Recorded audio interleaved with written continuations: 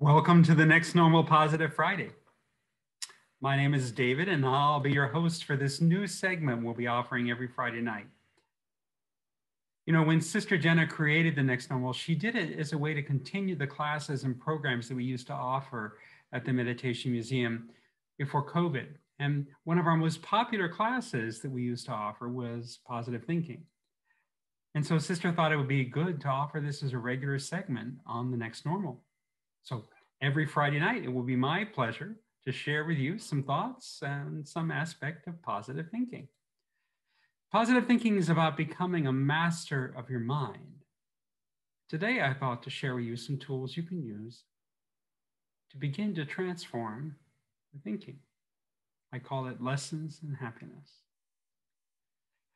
One of my favorite questions to ask in workshops that we do is, what is it really that we want in our lives? At its essence, what's your deepest desire?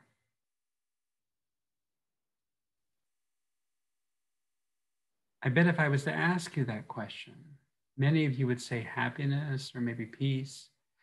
But I think a deeper answer than peace or happiness is love. And that's love in the truest sense of what love is.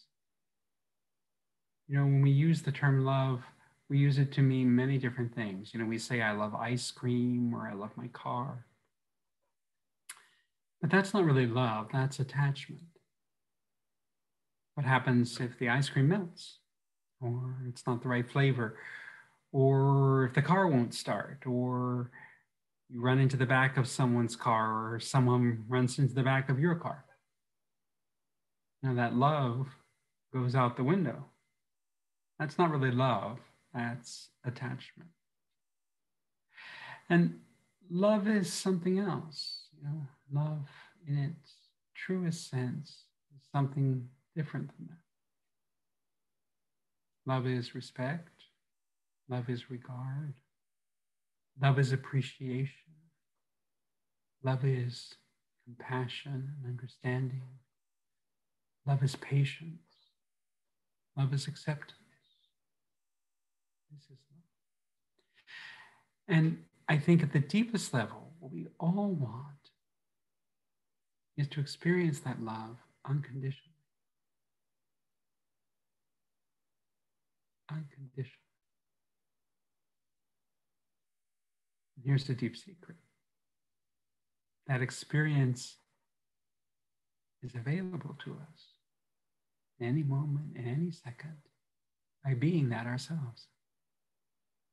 When love, respect, regard, appreciation, acceptance, compassion, patience are at the foundation of our thinking, who experiences those first?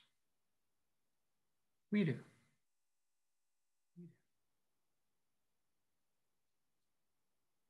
When we interact from the world from a place of unconditional love, we're serving the world around us. But more importantly, we're also serving ourselves. We're fulfilling our deepest desire. When we think from a place of real love, we're happy and we're powerful. So how can we learn to do that more often? Well, the first step is to realize the importance of our thoughts and to keep that in our awareness. It's easy to forget how important our thoughts are. Everything begins with the thought. Our words, our actions, and ultimately the atmosphere, and even our personality are all based in our thinking. And when we keep the importance of our thoughts in our awareness, we're motivated to pay attention to our thoughts. And that's the second tool in transforming our thinking. Attention. Attention. We have to pay attention to our thinking. You might say, if I'm thinking a thought, am I not paying attention to it? Well, yes. But am I paying attention to what's at the foundation of that thought? Is that thought based in what's beautiful in me? Or is it based in something else? Is it based in ego or resentment or anger? If we want to transform our thinking, we have to pay attention to our thoughts. So there's the third tool, acceptance. We have to accept the thoughts and feelings that we have. They want to transform our thinking. We can't do it by repressing or pushing away our thoughts and feelings. We have to first accept what's there. And from that place of acceptance, we can begin to transform. Let me ask you this. Where do our thoughts and feelings come from? You ever thought about it? You might say they come from our mind, but how did they get in our mind?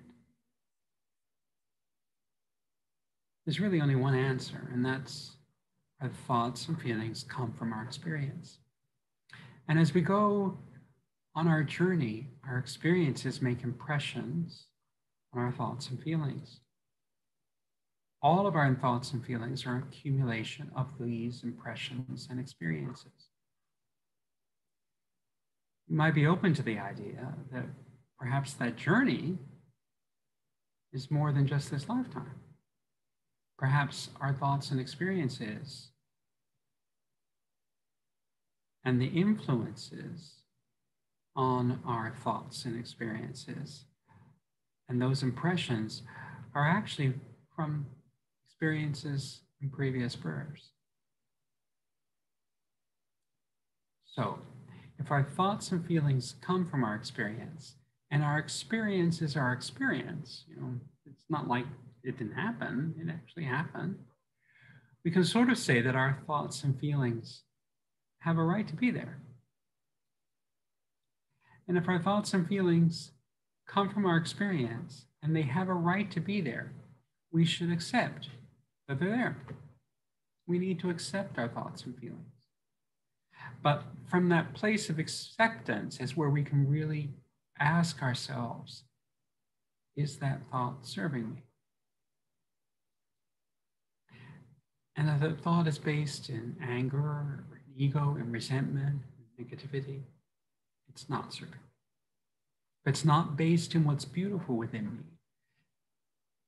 it's not based in the quality of love, then it's not fulfilling my deepest desire, and it's not serving me. And it's not serving the world around me. So what to do if a thought is not serving me? Well, first, we can make a choice not to feed it. How do we feed a thought? Well, we feed a thought by giving more energy to it, by continuing to think it. Thoughts are like habits. The more we feed them, the more they grow. And if we feed a thought, we feed a negative thought, we're just giving it more energy. And it's going to become more difficult to let go of it. So we first need to make the choice to continue to not feed a negative thought. And once we've done that, perhaps we can even transform it. So how do you transform a negative thought? By introducing positive thought. And let me think, there's an example we can give you. We have this culture in our country of looking at each other's weaknesses. We have whole TV shows that are based on that. And I've often found myself looking at others' weaknesses. But what I've come to realize is that when I do that, I'm actually feeding weakness in myself. So I've tried to pay attention to that. And so when I catch myself looking at someone else's weaknesses, the first thing that I'll do is accept that my mind went there. But from that place of acceptance, I'll ask myself, what do I appreciate? And I'm doing that to transform that thought.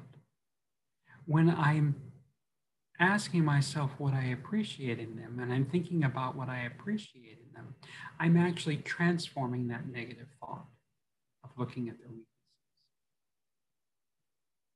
And, I'm doing that not for them, I'm doing it for myself. So, am I always able to do that? Well, no, I'm not always able to do that. We're all on a journey. So, in addition to keeping the importance of our thoughts in our awareness and paying attention to our thoughts and accepting the thoughts and feelings that I have to have compassion for myself as I'm on this journey, because I won't always be able to transform a thought, and maybe not even to stop feeding it. But at the very least, what I can do is pay attention to it. And then maybe little by little, by paying attention to my thoughts, I will have a little more power to next time, perhaps even transform the thought. So there's a final tool I wanted to share with you that we can begin to use right now that will help us claim the power to become more of a master of our mind, and that's meditation. Meditation is a very powerful tool to help us transform our thinking, and it does that in three ways. Meditation is about turning our attention inward and focusing and observing. And so the very nature of meditation is helping to train us to pay attention to our thinking, to practice paying attention to our thinking. And the second way that meditation helps us become more of a master of our thought mind is by nurturing a stillness within us. When we focus, turn our attention inward and focus and observe, we may become aware of a stillness that's there. It's a stillness that's in each of us. And it's not a stillness we need to create. It's a stillness that we can discover. And as we discover that stillness and spend more time with that stillness in meditation, we're able to carry it more with us as we're walking and moving throughout the day. And with that stillness, it gives us space. That stillness gives us space to make choices about our thoughts and how we respond to them.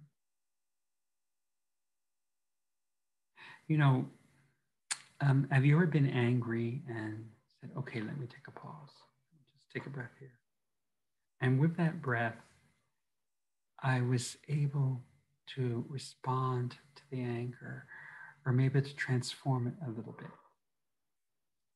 So that stillness that we get through regular meditation is like that breath, that pause. It gives us space, which gives us room to make choices about how we respond to the thoughts and feelings we have. And so the third way that meditation helps us become more of a master of our mind is by nurturing our connection to what's beautiful within us. With each of us, there is this place of beauty, this place of love, of joy, of wisdom, of innocence. And with regular meditation, we nurture our connection to that. And we can set the intention to use those qualities more and more on our journey. And the more we meditate, the more we can keep that intention to use love, to use joy, to use peace, to use wisdom at the foundation of our thinking. And we'll find it easier to not even have a negative thought the more we do that. Okay? So meditation is a very, very powerful tool. Regular meditation, especially. Some people may think that okay, so I got angry, let me go meditate. And that may be helpful, but what really is helpful is to do it on a regular basis. And by meditating on a regular basis, we're building that foundation of stillness. We're training ourselves to pay attention to our thoughts. And we're building that connection to that beautiful part of ourselves. All right. So it's been wonderful to have this opportunity to share with you today. And I hope you'll join us next Friday, and when we're going to talk about expectations and how we can use expectations as a way to motivate and inspire us, but also not to get let down if things turn out differently. Hope you'll join us then. Thank you. And so we'll close today with a beautiful meditation from Sister Jenna on letting go.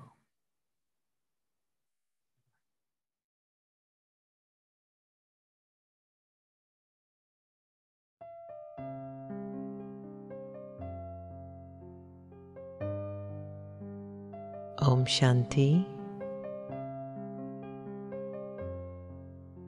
The time that we choose to be aware doesn't necessarily require me to just sit and meditate.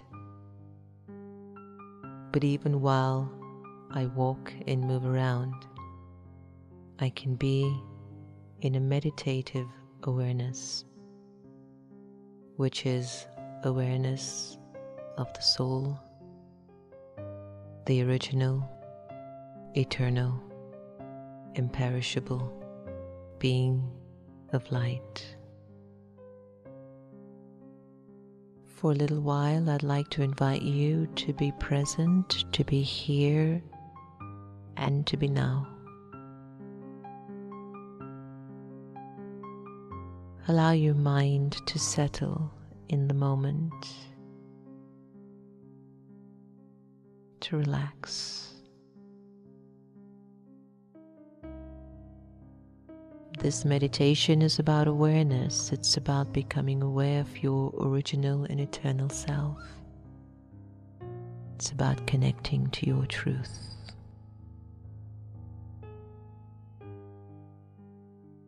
Let go of your name.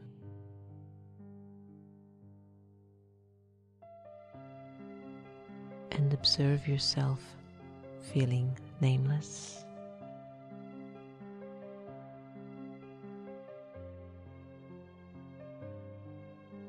Let go of your gender to discontinue thinking you're a man or a woman.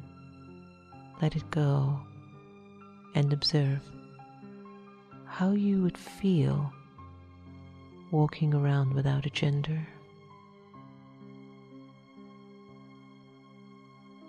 Let go of the role that you play and let go of the titles that you own. Observe how you're feeling as you are gradually letting go.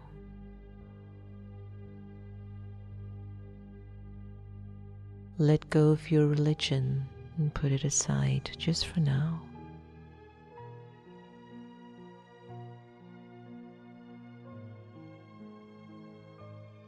And let go of your nationality and even the language that you're accustomed to.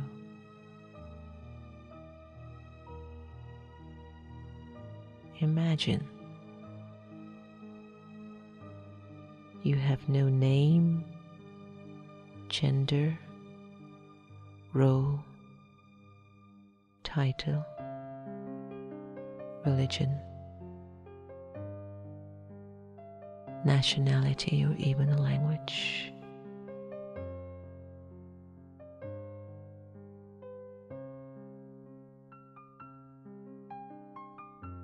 Ask yourself, how do you feel at this moment?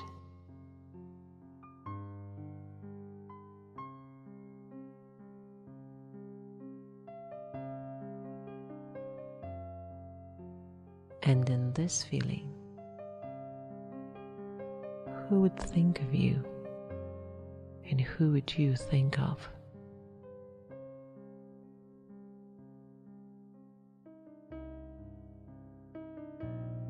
The Supreme Soul would think of you,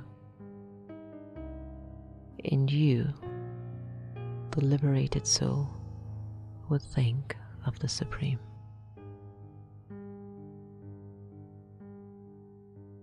In this state of absolute freedom, I am truly who I am.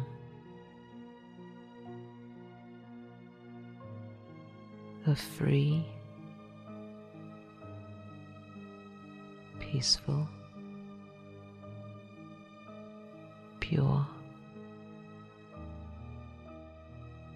immortal, and eternal soul.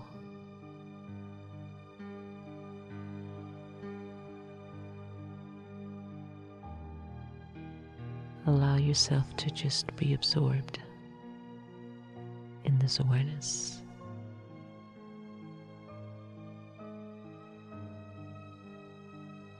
At this time.